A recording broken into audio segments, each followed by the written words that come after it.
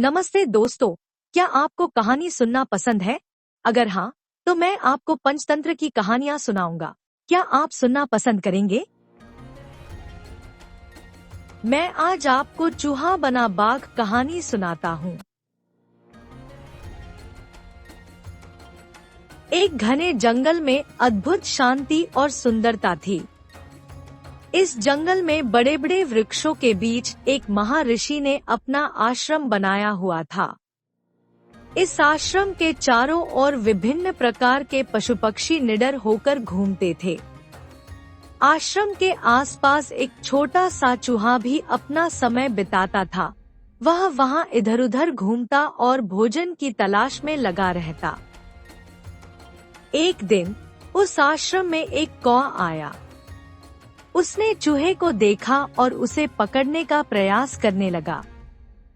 कौए को अपने पीछे देख चूहा घबरा गया और जल्दी से दौड़ते हुए महर्षि की गोद में जाकर बैठ गया। महर्षि ने चूहे को घबराया हुआ देखा और पूछा, बेटा, क्या हुआ? इतने घबराए हुए क्यों हो? चूहे ने कहा, महाराज, यह कौआ मुझे खाने के लिए मेरे पीछे पड़ा है, इसलिए मैं आपकी शरण में आ गया हूँ।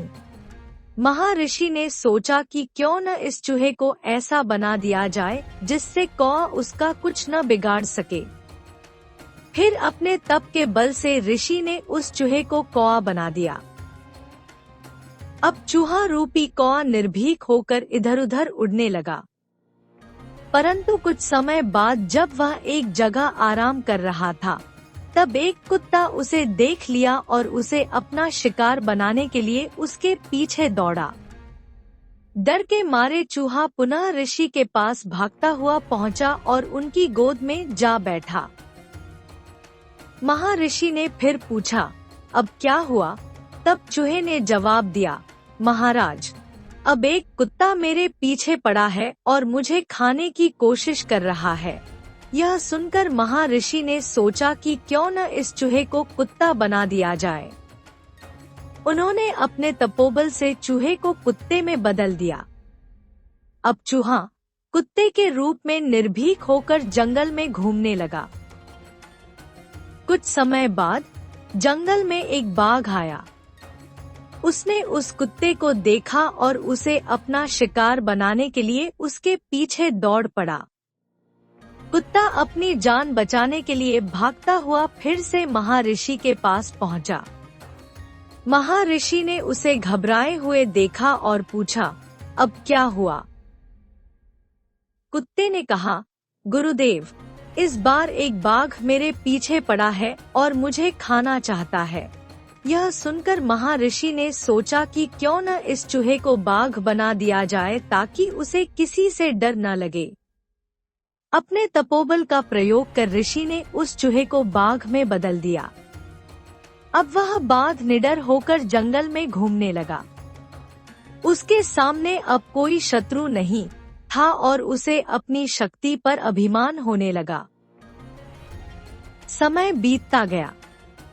एक दिन बाघ ने सोचा, इस महर्षि ने मुझे चूहे से बाघ बना दिया है, लेकिन अगर उन्होंने मुझे फिर से चूहे में बदल दिया तो मेरा क्या होगा? बाघ को यह सोचकर डर लगा कि उसकी पूरी शक्ति ऋषि के हाथों में है। उसने सोचा कि क्यों न मैं इस महर्षि को ही समाप्त कर दूं, ताकि मेरा यह डर हमेशा के लिए खत्म हो जाए। ऐसा सोचकर बाघ ने महर्षि पर हमला करने की ठानी।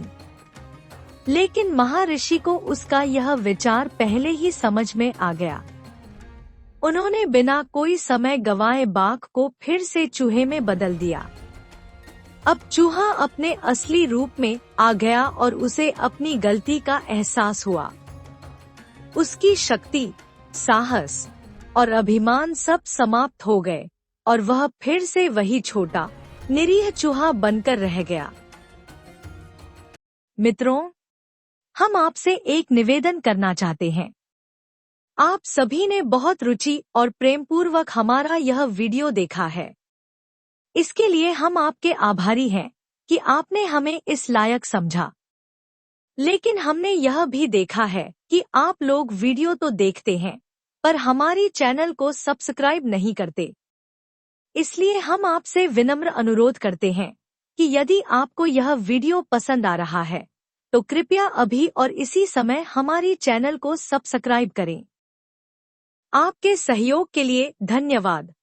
यह कहानी हमें कई जीवन उपयोगी सीख देती है। एक, ज्ञान और समझ का महत्व। जीवन में कठिनाइयों का सामना आने पर अक्सर ज्ञान और समझ ही हमें सही मार्ग दिखाते हैं। जैसे महर्षि ने चूहे को कौआ, कुत्ता और बाघ बनाया ताकि वह अपनी सुरक्षा कर सके।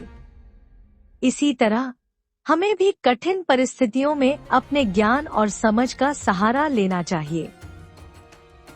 2, शरण देने वाले का सम्मान करें।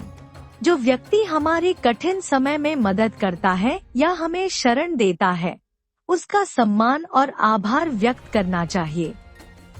महर्षि ने चूहे की कई बार मदद की, लेकिन चूहे ने अंत में अपने अभिमान के कारण ऋषि पर ही हमला करने का प्रयास किया, जो उसके विनाश का कारण बना।